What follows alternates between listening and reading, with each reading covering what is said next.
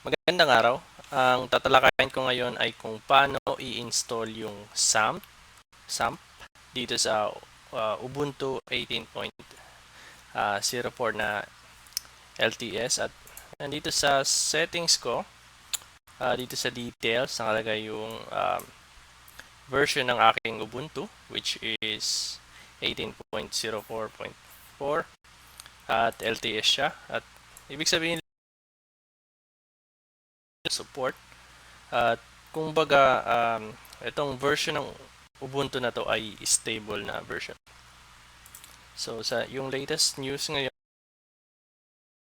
20 na Ubuntu. Dito sa aking browser, which is yung start ng aking recording, meron akong susunding guide para sa pag-install. Saan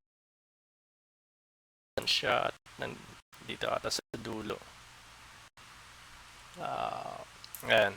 So, Sir Karim Busdar. Hindi ko alam kung paano siya i-pronounce.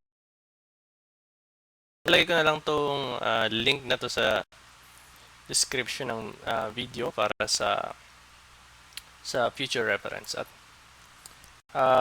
pero kahit pala hindi ko na to ilagay, pag pinindot ko lang itong back,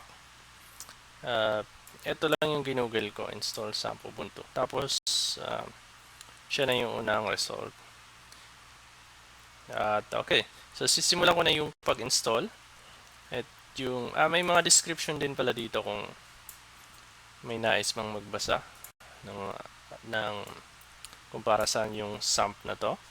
Pero ang goal ko lang dito is mapagana ko yung PH. Okay, tapos na siyang mag-download. So proceed na ako dun sa second step, which is, sira nga pala yung scroll bar ko. The installation package executable.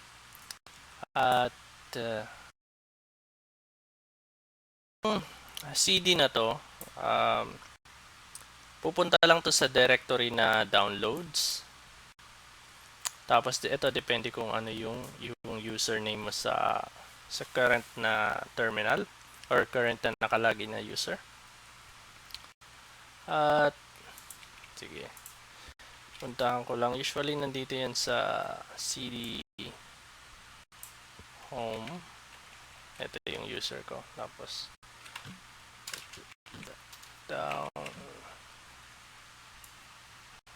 downloads, CD down ls. Okay. After nun, ito na yung iraran. Copy ko to. chmod paste, tapos sa X, tapos tab para mag-autocomplete. At ito palang chmod na to is change yung permission ng file. At ito may history yung, may explanation din ng 755 na yan. At itong 7 ay means yung owner nito is may access sa read, write, execute. Tapos yung sunod na 5, itong isang 5, para sa user groups, which is write and execute lang. Tapos yung dulo para sa other users naman. Tapos meron din silang write at saka execute. At hindi naman din mahirap yung okay. So after nung mahabang progress bar na yon, meron ditong checkbox kung gusto ko daw i-launch yung XAMPP. Pwede ko yan i-check, pero nakita niyo naman in-uncheck ko kasi hindi ko talaga alam paano palabasin yung cPanel ng UI na yan sa Ubuntu.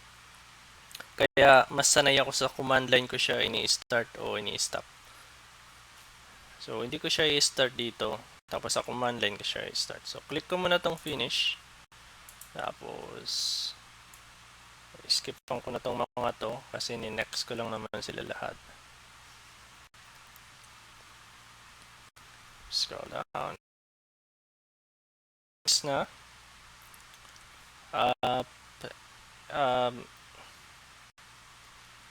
ito palang yung XAMPP na yon, by default dito siya sa directory na to ma-i-install. So puntahan ko lang siya. So cd um, opt lamp, tapos lamp.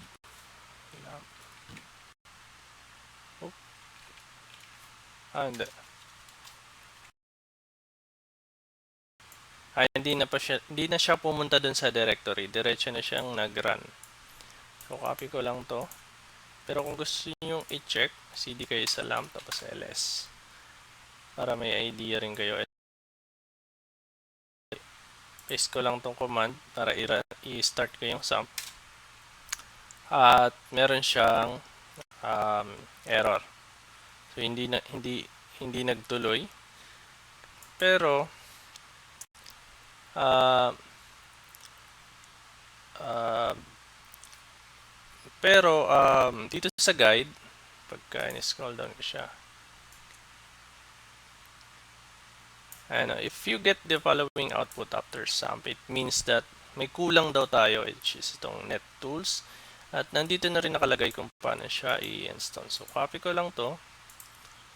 Tapos